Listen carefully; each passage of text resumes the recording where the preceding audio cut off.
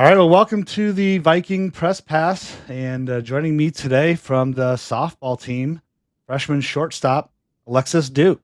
So, Alexis, thanks for joining me. Thanks for having me. Absolutely. Well, I know it's exciting. This is the 50th episode of this podcast. So I think that's a pretty big milestone. I was kind of share a little bit before we kick off a little bit of story behind how the podcast kind of started and where we are at. And, I was thinking like at the end of the day, at the end of the year, if I got like through 10, like that was going to be a super successful year. And we've kind of blown that out of the water. But really, big thanks to, student athletes like yourself, the softball team, the baseball team, football team, both basketball teams, heck, the esports team, the wrestling team we've had on here. So, everybody's been great. Athletes, the parents, the coaches, they've all kind of backed it up, and selfishly, it's been a ton of fun for me. It's kind of this like additional hobby to all the other things I do with Vikings athletics. So again, 50, that's awesome. And certainly looking for anybody who's maybe watching a sponsor for next year to help pay for some of these costs. Well, hey, let's kick things off because as I was prepping for today's kind of conversation, it's like the Vikings are sitting atop the CCIW, and kind of when we go back to the preseason coaches poll to where the Vikings are at right now. You mean top of the conference, tied with Carthage at 4-2, but best overall record at 15-3. Like, just how exciting is it for the team to see so much success, early on? I think it's really exciting. I think that we really made a point in those first four games in Peoria at the beginning of the season, and that just kind of put like a big pivot on like how we're going to do this season and how like we think that we can improve. Just really kind of set the tone, right? And I mean, Yeah. it's like as I think about, I've focused so much of these interviews this year on seniors and juniors, because I've had a chance to, see a majority of their career. The last, 5 or 6 years, I've, been broadcasting baseball and football and seen the other sports. It's like I'm talking with you and Elena Diaz. Um, first year with the team, kind of the new kids on the block. But from like your perspective as an incoming freshman, I mean, what's been some of the keys, you know, to the success so far, kind of from kind of a fresh set of eyes? Yeah, so I've played with Coach John before, so I kind of know like what his expectations are and kind of what to do. But also like during the fall, I was able to learn from some of the older girls and just being able to like learn from them and be able to play with them as well. Like, what were some of the things that was that you kind of picked up, or they were some of that like tribal knowledge that they were kind of imposing on you? I think the energy is just like being positive, being like really energized has really been like a big thing that they've taught me, and just like always being upbeat and just not being down on myself when something doesn't go right. Has that been kind of the hardest thing? I mean, coming in, or maybe one of the hardest things coming in as a freshman, as you see, the upperclassmen, the rest of your team, like, do you feel like there's a different set of expectations or weight, because you are a freshman? I mean, has that ever kind of weighed in on it, or talk to me just a little bit more about that? I think at the beginning it was a little intimidating, but all of the girls are so welcoming. And honestly, after like the first day, it was no pressure at all. All the girls are just so nice. They just so welcoming. They're able to help and just always there for each other. What was there anybody like in particular that you kind of really like locked arms with? And they kind of took you under their wing, to a certain extent, kind of early on, whether it was in the fall or, as you've really kind of kicked off the season? I think I was really close with Marley Beam and Emma Evans. I did my recruit overnight visit with them before I came, so I already like really knew them, and they were just so welcoming when I came this fall. Well, I mean, they're just two awesome people. So it's like, Yeah. you know, easiest people to get along with, super outgoing. So, um, yeah. So, I mean, when you did your overnight, like, did you walk away with that knowing like this is exactly where I wanted to be? Like, did you get that kind of sense and feeling right away, or when did it kind of hit you like this is where I wanted to be? Yeah, I think that night was definitely like the night that like I really wanted to be here just because like the team atmosphere, like they all got along, they all were like really close friends, all had jokes with each other. So that's definitely something I was looking for when I was looking for a team to play for. Yeah. Then, when because you and Elena, had played on the Havoc together. Was there anybody else like, on the team that you had either played with or competed with? Not that I can think of. No. Okay, Oh, I played against Mackenzie Staunt in high school, actually. okay. Um, yeah, it's I mean, how do you think about that top four lineup where she's at? It's like there's some beasts there. Yeah. And that's another big name. Now, I mean, as I was looking at the schedule, I mean, it's like God. It feels like it's in one sense, it feels like it's been a long season, but just Mhm. feels like just lately, there's been a lot of double headers, from Florida to Tennessee, all the way up, to some home games here recently. And I mean, but it's like, man, you're just kicking off, conference play. And there's 22 games still left in the season, like 11 double headers. That's ridiculous. Um, how has this first year, been compared to maybe like what expectations you had coming into this season, just your first year, in collegiate ball? Yeah, I think it's really been hectic, but I think I'm just taking it one game at a time, not trying to think about the future or the past, just trying to play in the present, play in that game. So just like being in the present and not thinking too far ahead.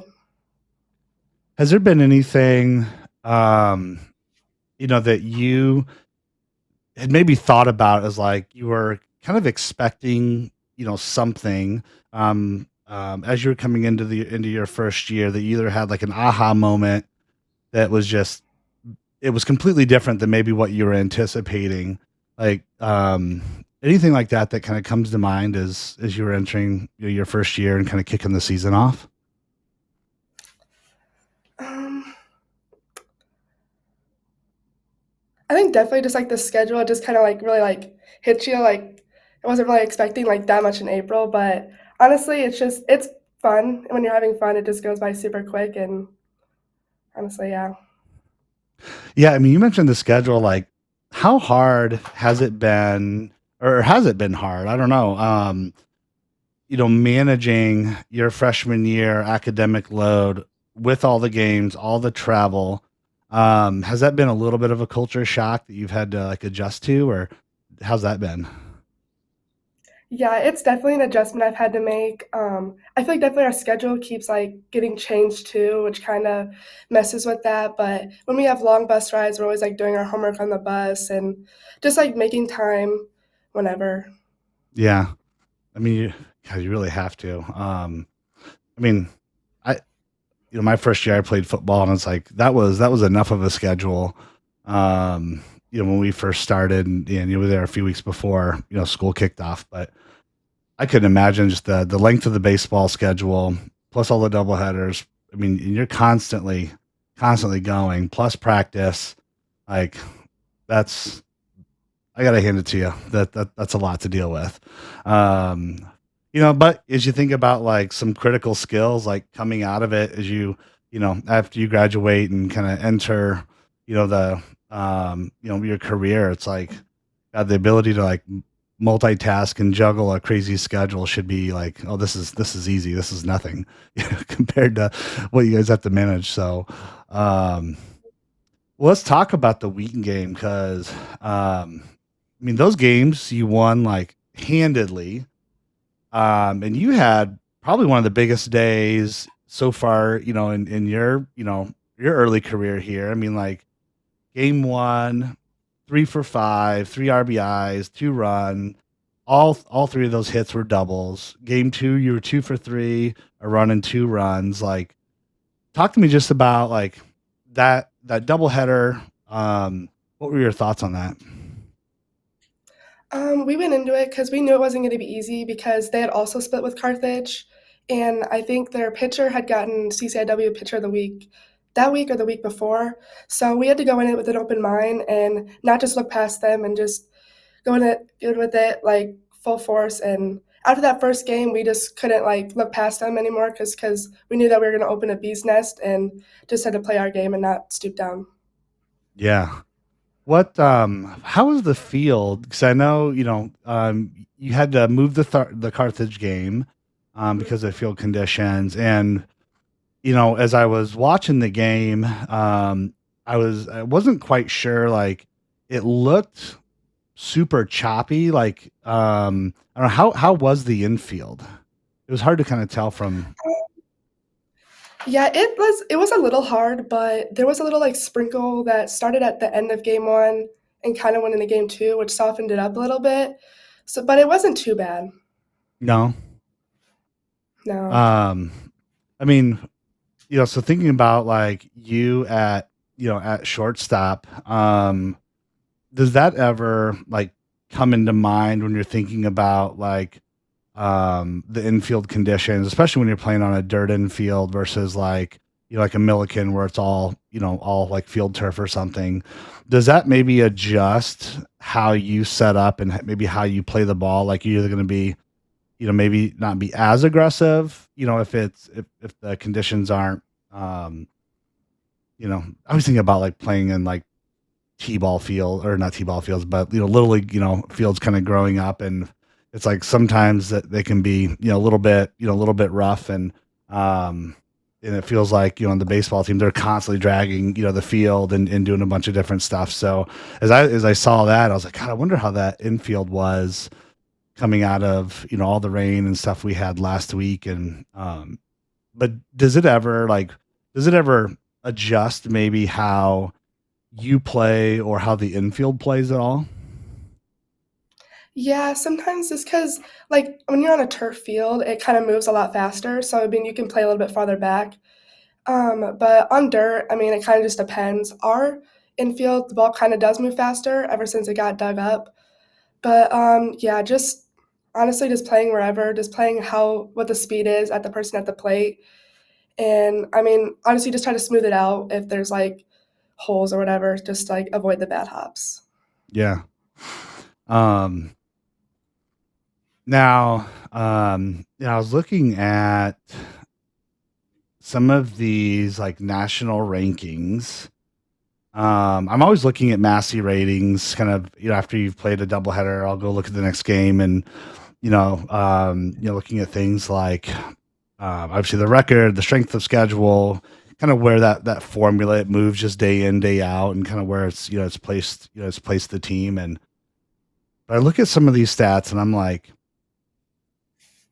the team is 12th in scoring in the country, and that's of 396 ranked teams. Like, that's stupid.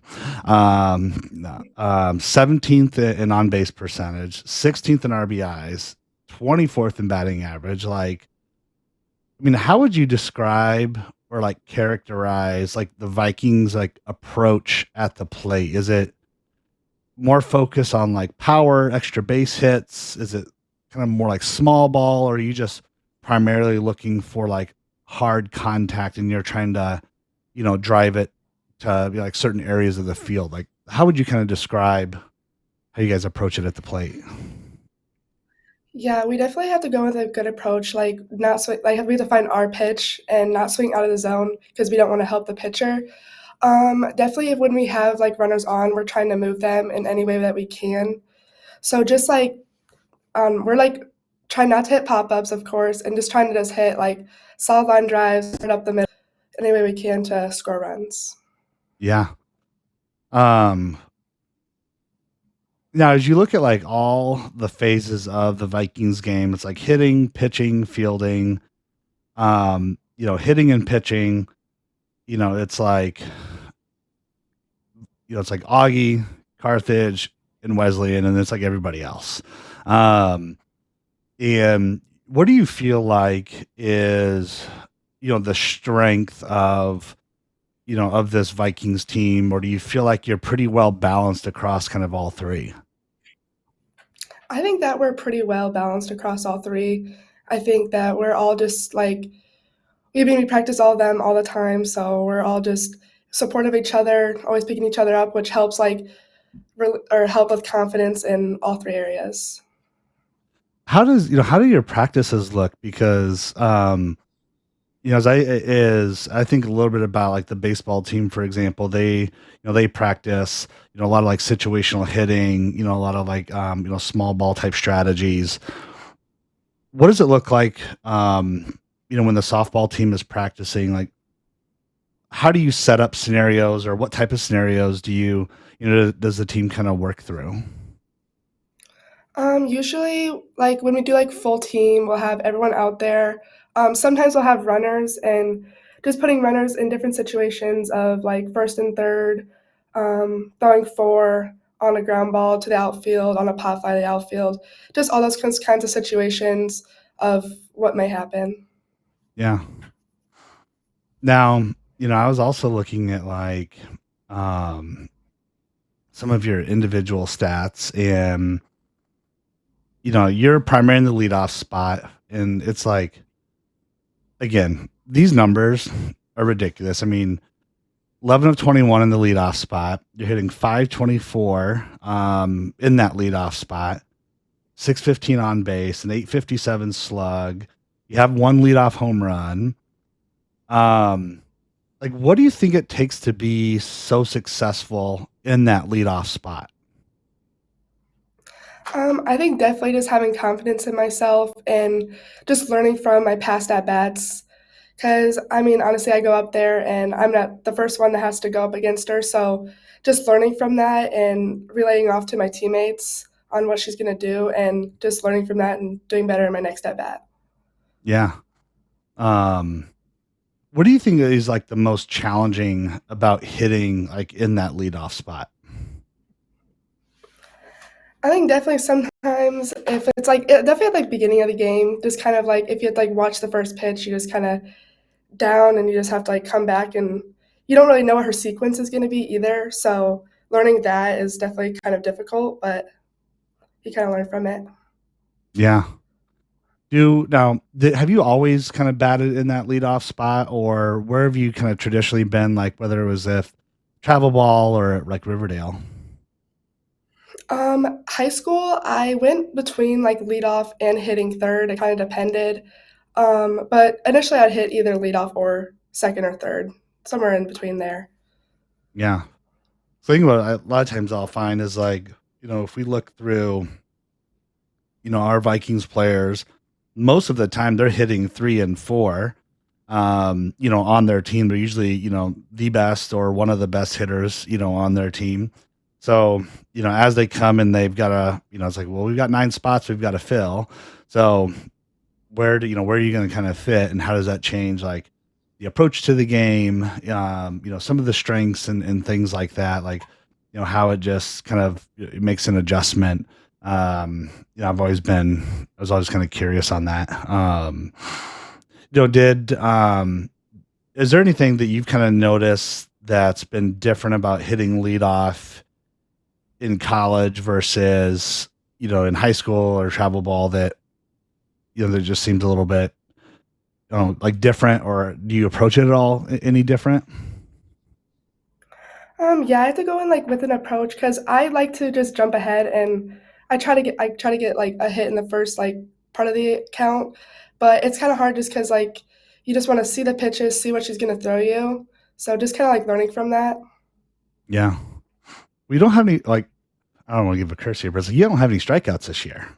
So like that's ridiculous. And you know, when I think about that, it's like, how do you maintain like the discipline to not chase balls outside the zone? And some of those things where it's like, you're trying to do too much versus kind of going in and doing what you're supposed to do, right? That leadoff role, you're supposed to get on base, and you do it very well. So like, how do you maintain just like the plate discipline, and how do you kind of develop that, over the last kind of 4 or 5 years or your career? Yeah, definitely just like when I get behind an account, I just try to put the ball in play, especially if there's runners on, just try to hit it hard somewhere on the ground, preferably just to move a runner so that it will benefit the team. Yeah. Now, how did you ultimately settle on shortstop growing up? Was that something that you started playing early on, or did you start to transition to that role at some point? I like always played middle infield because my older brother did, so kind of just learned from him playing that position and just decided to just play there with him, I guess. See, I was a shortstop, and I have no idea why I got placed there. I just did. I think probably because I wasn't scared to be aggressive, and I rarely ever let anything come by me. And um, so um, it's like I give credit to anybody who plays shortstop. Like, you got a lot to think about. Mhm. Um, what is it that you enjoy so much about the shortstop position? I just like the challenge of it. I always like diving either way. I think that's just fun, and just like having a voice and just being able to be everywhere all the time. Now, what role, I mean, does the shortstop play, on this infield? Is it kind of like is it kind of like the quarterback that it's like, helping to determine like shifts and where people set up, or how does your role kind of play into that communication? You're talking about, having a voice. Where does your role, kind of play with, how the team's approaching the infield, shifts and setups? Yeah, just being able to like let everyone know like what we're doing if the ball is hit anywhere on the field. I think everyone in the infield also just does a great job of just talking and being loud. So I think all of us definitely have a voice on that, but just communicating with each other on what we do if a ball is hit in a certain situation. Yeah. Um, Now I wanted to switch a little bit because I was couple of things I love is like, coming up to game day, the softball team does, I call them like the player profiles, but it's like your hometown, your major, role model, favorite emojis, all that stuff. Um, so I want to talk through some of that because, you put your role model as your older brother. So tell me a little bit about why you chose your older brother.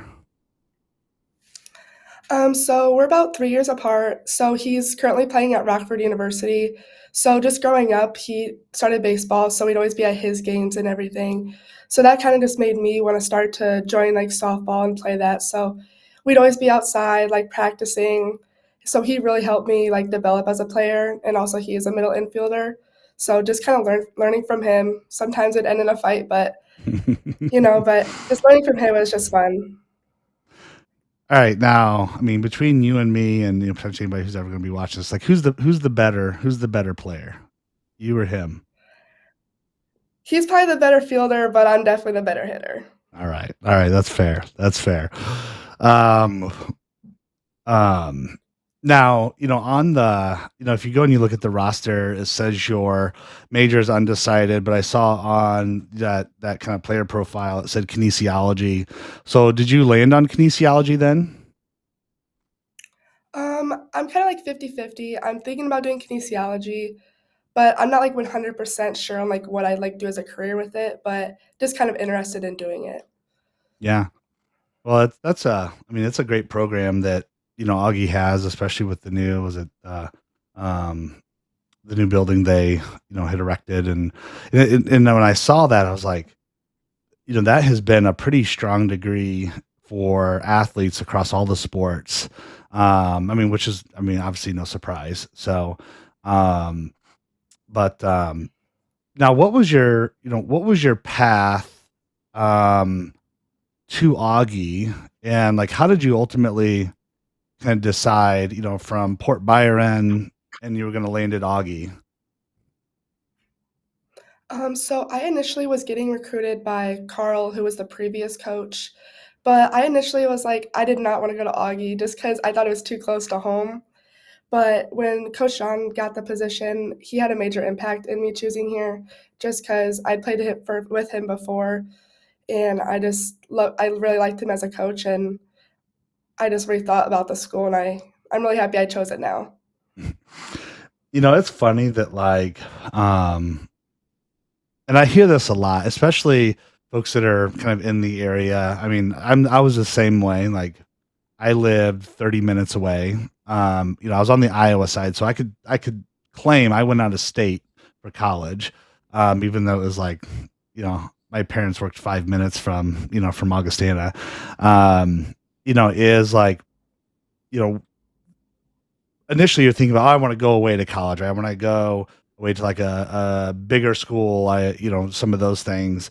Um, but I think what people really find is once they've hit campus, kind of the outside world kind of closes off to some degree. And they always talk about the Augie bubble, and it's true. Once you're in it, like, you just kind of feel like you're in this own little individual community, and you kind of forget where you're at. One, which is really cool and unique. But two, I think, just how welcoming the school is, and everybody that's there as well. And I mean, now that you were like, well, I wasn't quite sure, now you're glad you were, that you did come here. Like, have you kind of felt that, like, all those, maybe perceptions you had coming in were like kind of by the wayside? Yeah, I definitely, because I've met so many amazing people here, like definitely on the softball team, outside the softball team. So definitely been like a good thing that I've learned. Yeah. Um, Now I was talking to, Coach Nelson, and I believe I think you were like 15 or 16 when he coined, your nickname Dookie, and it's kind of stuck, I Mhm. think, ever since. So, um, and I think I even heard it when they were at Milliken. I think I even heard there was like as you were going up to bat or doing something like that. It sounded like the girls were chanting Dookie, but um, when you first got that nickname, like, what was your initial reaction? Because it's really stuck. So, like, have you just kind of embraced it? Yeah, just kind of embraced it. Because honestly, it's kind of cool. But some of the girls, like, they're like, I honestly forget your name's Alexis sometimes because everyone's just so used to calling me it now. Yeah, I love it. Um, Now, you played with him for a long time at Havoc. Just, and obviously you said it was a big reason why you came to Augie. Like, what's his coaching style like? And, kind of the follow up to that is just around like, what type of relationship does he build with the players and the team? Yeah, he definitely stresses on max effort. So that's definitely a big thing. And just having an approach at the plate and just creating a good atmosphere on the team. So definitely he's built like a really strong connection with everyone on the team, which has really helped. So I think that's a good thing for us. Absolutely. Absolutely. Now has that been, was that also, has it been kind of a nice, like, you know, safety net for you coming in, like a sense of familiarity, coming into, a whole new scene, right? You're in college, new team, next level up in competition. Was it kind of nice having him, be a part of that and kind of running that program? And I mean, how was that for you? Yeah, it was definitely nice. Just knowing his expectations, knowing that every day is going to be hard work and you're always going to have to put in a max amount of effort, and just knowing like how successful he's been with his travel teams, especially at Rockridge because we played against them in conference too. So just knowing that he's going to bring success to anywhere that he goes. Yeah, absolutely. Well, he's putting the game plan together, and all you ladies are executing it about as best as you can. So, now the other thing I was looking at is like the favorite emojis, and I think it's like the tongue sticking out. It was like the heart eyes, I think the laughing, a little sweat teardrop. Like why'd you pick those emojis? I feel like those are just the ones that I'm always like just sending all the time. I don't know, just to my friends, just to describe the situation, I guess. Yeah, it doesn't seem like there's a whole rhyme or reason, behind them. Yeah. Like I remember when I asked Marley, I was like, why is the three fire? And she's like, I don't know, it just does the three fire. So it's just like, so it's like exclamation mark. Can't have one, gotta have three. So, um, now, the other thing is, do you have your glove with you by chance? Yeah, I do right here. Yeah, can you kind of like share it and kind of talk through it? Yeah, so basically, I just chose like all the Augie colors. And then I just put my name right here. And then I wrote confidence in right here just because confidence is something that I lack sometimes. So it's just something I just need to always remind myself just on the field all the time. And then I just added a cross in here.